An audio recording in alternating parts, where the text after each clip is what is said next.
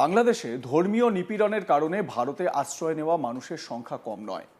এইসব শরণার্থীদের নাগরিকত্ব দেওয়ার উদ্দেশ্যে কেন্দ্রীয় সরকার চালু করেছে সংশোধিত নাগরিকত্ব আইন বা সিটিজেনশিপ অ্যামেন্ডমেন্ট অ্যাক্ট বা সিএএ। সরকারি সূত্রের দাবি, এই আইনের আওতায় আবেদন করে ইতিমধ্যেই বহু মানুষ ভারতের নাগরিকত্ব পেয়েছে। বাংলাদেশ থেকে ধর্মীয় কারণে ভারতে এসে বসবাসকারী সংখ্যালঘুদের জন্যই মূলত এই আইন কার্যকর করা হয়েছে। হাবিবপুরের পর এবার গাজল।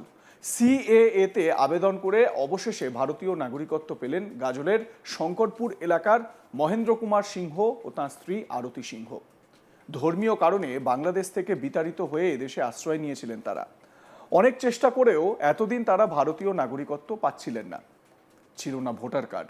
ভারতীয় নাগরিকত্ব পেতে অবশেষে মাস তিনেক আগে তারা সিএএতে আবেদন জানান। দোলযাত্রার দিন বাড়ি গিয়ে তাঁদের হাতে সিএএ শংসাপত্র তুলে দিয়েছেন স্থানীয় বিধায়ক চিন্ময় দেববর্মন। এত বছর পর ভারতীয় নাগরিকত্ব হাতে পাওয়ায় প্রধানমন্ত্রী ও স্বরাষ্ট্রমন্ত্রীকে অকুণ্ঠ ধন্যবাদ জানিয়েছেন সিংহ দম্পতি। মহেন্দ্র কুমার সিংহ জানান, বাংলাদেশের টাঙ্গাই মির্জাফর এলাকায় বাড়ি ছিল। 93 সালে ভারতে এসেছিলেন তিনি। 3 মাস আগে সিএএতে আবেদন করেছিলেন। সেই আবেদনপত্র ভারতের প্রধানমন্ত্রী নরেন্দ্র মোদীজি, স্বরাষ্ট্রমন্ত্রী অমিত শাহজি তাকে দিয়েছে, তাই তিনি খুব খুশি। অনেক চিন্তার মধ্যে ছিলাম, ঘুম হতো না, ভয় লাগতো। আজকে আমি খুবই খুশি। এখান থেকে বলতে পারি, প্রধানমন্ত্রী নরেন্দ্র মোদীজি, স্বরাষ্ট্রমন্ত্রী অমিত শাহজি যেটা বলেন সেটা করেন। সিএ এর শংসাপত্র পাওয়া মহেন্দ্র কুমার সিংহ কি বলছেন শুনুন। আগে আবেদন করেছিলাম, যেরকম লাগছে ভাষায় প্রকাশ করতে পারবো না। খুবই ভালো লাগেছে, এটা ভাষায় প্রকাশ করার মতো নয়। ভয় তো একটু পাচ্ছিলাম, কিন্তু এখন আর ভয় নেই, কারণ অমিত শাহ এবং মোদিজি যে কথা দিয়েছে সে কথা রেখেছে। আমি আরও লোকজনকে বলবো তারা যেন, যদি তাদের ইচ্ছা হয়, করতে পারে। 3 মাস আগে কে দিয়ে গেল আজকে দিয়ে গেল গাজলের বিধানসভার বিধায়ক। আমরা হাতে দিয়ে গেল? হ্যাঁ, আমার হাতে দিয়ে গেল। গাজলের বিজেপি বিধায়ক চিন্ময় দেববর্মন জানান, এই শাসক দল মানে রাজ্যের শাসক দল তৃণমূল শরণার্থী উদ্বাস্তুদেরকে ভুল বোঝাচ্ছে। রাজনীতির সুবিধার্থে তৃণমূল মানুষের মধ্যে বিভ্রান্তি ছড়াচ্ছে। যারা হিন্দু, যারা এদেশে শরণার্থী হিসেবে রয়েছিল, তাদের সবাইকে সিএএ সার্টিফিকেট দেওয়া হবে। কেউ আতঙ্কে থাকবেন না, সিএএতে আবেদন করুন, অবশ্যই ভারতের নাগরিকত্ব আপনারা পাবেন। বিজেপি বিধায়ক চিন্ময় দেববর্মনের বক্তব্য কি শুনে নেওয়া যাক। আমি অত্যন্ত আনন্দ এবং গর্বের সঙ্গে জানাচ্ছি যে ভারতবর্ষের সরকার যে সিএএ যে সিটিজেনশিপ অ্যামেন্ডমেন্ট অ্যাক্ট আর তারা চালু করেছেন, তারই বহু উদ্বাস্তু শরণার্থী এই গাজল বিধানসভার অন্তর্গত রয়েছেন, যাদের 2002 সালের ভোটার তালিকায় অনেকের নাম ছিল, অনেকের নেই। তারা প্রচণ্ড দুশ্চিন্তার মধ্যে ছিল এবং এখানকার শাসক দল তৃণমূল গ্রামে গঞ্জে সাধারণ মানুষকে অনেক ভুল বুঝিয়েছিল যে সিটিজেনশিপ অ্যামেন্ডমেন্ট অ্যাক্টে আর আবেদন করলে বাংলাদেশি প্রমাণ হবে এবং তারা বাংলাদেশে তাদেরকে পাঠাবে। সেই রকমই একজন দম্পতি আপনারা দেখতে পাচ্ছেন আমার পাশে আর দাঁড়িয়ে রয়েছেন, আমার কাকু মনীন্দ্র কুমার সিংহ মহাশয় এবং আমাদের আরতি সিংহ মহাশয়া। এই দুইজন বয়স্ক দম্পতি যারা দীর্ঘ কয়েকদিন আগে আমাদের এই সিএতে আবেদন করেছিল।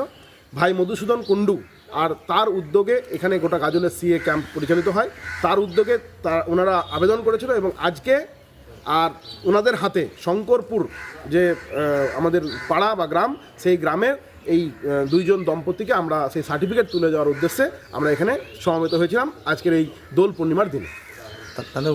দেখুন, সত্যি সত্যি বিষয়টা তো এরকম নয়। বিষয়টা হচ্ছে দেশ ভাগ হয়েছিল দ্বিজাতিত্বের ভিত্তিতে, অতএব এই দেশে সমস্ত হিন্দুরা থাকবে, এটা নিয়ে কোনো দ্বিমত নেই। কিন্তু এই যে বয়স্ক দুজন মানুষ, তারা এই বর্তমান রাজনৈতিক পরিস্থিতি এবং এই রাজ্য সরকারের যে বিভ্রান্তি, তার ফলে তারা প্রচণ্ড দুশ্চিন্তার মধ্যে ছিল। এবং আমি অত্যন্ত গর্বিত যে আমি ভারতীয় জনতা পার্টির একজন সৈনিক এবং ভারতবর্ষের সরকার যে আইনটা করেছে সিএএ, মানে যাদেরকে নিয়ে কোনোদিন কোনো সরকার ভাবেনি, কেন্দ্র সরকার ভাবেনি, সেই আজকে ভারতবর্ষের ভারতীয় জনতা পার্টি, ভারত সরকার, মোদিজির সরকার সিএ অ্যাক্ট চালু করেছে এবং আজকে ওনাদের হাতে এই শংসাপত্র তুলে দেওয়ার পরে ওনারা আজ থেকে গর্বের সহিত আর ভারতের নাগরিক হলেন, এবং এই মুহূর্তটা আমাদের কাছে অত্যন্ত আনন্দের এবং গর্বের। এরপরে যে সমস্ত শরণার্থী ভাইরা আর তৃণমূলের বিভ্রান্তিতে তারা আবেদন করছেন না, আমি মনে করব তারা প্রত্যেকে আবেদন করবে এবং এই সিএ এর মাধ্যম দিয়ে তারা ভারতবর্ষের নাগরিকত্ব লাভ করবে।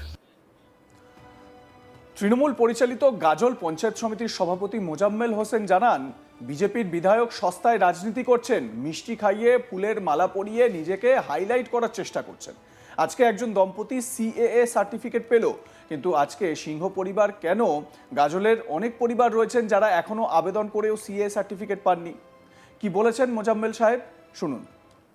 বিষয়টা হচ্ছে, আমি নাম বলতে চাইছি না, গাজলের যিনি আপনি বললেন যে বিধায়ক সাহেব, এমএলএ সাহেব যিনি আছেন, উনি ভালো করে জানেন বিষয়টা কি, যে এখানে আপনি সস্তা রাজনীতি করতে চাইছেন, মিষ্টি খাইয়ে দিয়ে ফুলের মালা পরিয়ে দিয়ে তো আর এই সমস্ত হাইলাইট হওয়া যায় না। যাই হোক, উনি এটা পদ্ধতি অবলম্বন করেছেন, কাজ কি করেছেন সেটা উনি ভালোভাবে জানেন।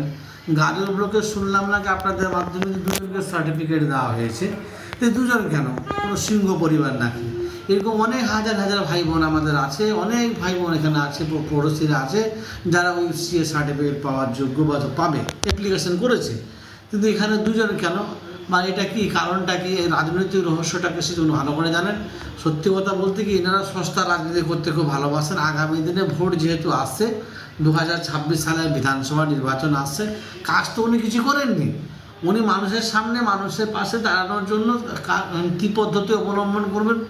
বিগত দিনে আমরা বলেছি, কোনো সময় ফুলের মালা দিচ্ছেন, কোনো সময় মিষ্টি খাইয়ে দিচ্ছেন, আগামী দিনে যারা জানি না দাদা আর কী করবেন। মানে সত্যি কথা বলতে গিয়ে হাইলাইট হওয়ার জন্য, ক্যামেরার সামনে আসার জন্য একটা পদ্ধতি উনি অবলম্বন করেছেন, এটুকু ছাড়া কিছু না। আমি তো সংবাদ মাধ্যমে আপনাদের কাছে আমার প্রশ্নটা আছে, যেমন ওনাকে দেখুক বা জানুক যে আমার এখানে 2,61,000 টোটাল ভোটার। আমি যদি এসসি ভাই বা সিং ভাই, এরকম মতুয়া ভাই দিতে যাই, এরকম কয়েক হাজার সিএর আন্ডারে পড়বে, এবং আমাদের ভাইরা অ্যাপ্লিকেশনও করেছে, সে দুজন কেন? তো আবারও বলছি, সামনে 2026 সালের বিধানসভা নির্বাচন। এই বিধানসভা নির্বাচনে উনি জানেন যে ওনার পায়ের তলার মাটির শক্ত নেই। আমরা বিধানসভা নির্বাচনে ভালো ফল করব, এখান থেকে আমরা বিধায়ক পদটা পাবোই পাবো, এবং দিদির হাতে আমরা উপহার দেব, আর চতুর্থবারের জন্য দিদিও আমাদের মুখ্যমন্ত্রী হবেন, এটুকু নিশ্চিত। এখন সময়ের অপেক্ষা, উনি ওনার অভিনয় করবেন আর আমরা কর্ম আমাদের করে যাব, কাজ করব। হ্যাঁ, আর আরেকটা আমার প্রশ্ন থেকে যাচ্ছে যে উনি দুজনকে দিলেন, তো বাকি লোকগুলো কী হবে? আর ভাই আমার পড়োশিগুলোকে, আর আমার ভাইগুলো কী হবে, তাদের সার্টিফিকেটটা কোথায় গেল? এটা তো প্রশ্ন থেকেই যায় না। যাই হোক, উনি সামনাসামনি বসলে খুব ভালো হবে। আমরা তো চ্যালেঞ্জ করছি ওনাকে, আমি বিধায়ক হিসাবে চ্যালেঞ্জ করি, উনি উন্নয়নের টাকা কোথায় খরচ করেন সেটা বলুক। লাইক, কমেন্ট, শেয়ার করতে ভুলবেন না। দেখতে থাকুন আজ তাক বাংলা। সাবস্ক্রাইব করুন আমাদের ইউটিউব চ্যানেলটি, বেল আইকন প্রেস করুন নোটিফিকেশন পেতে।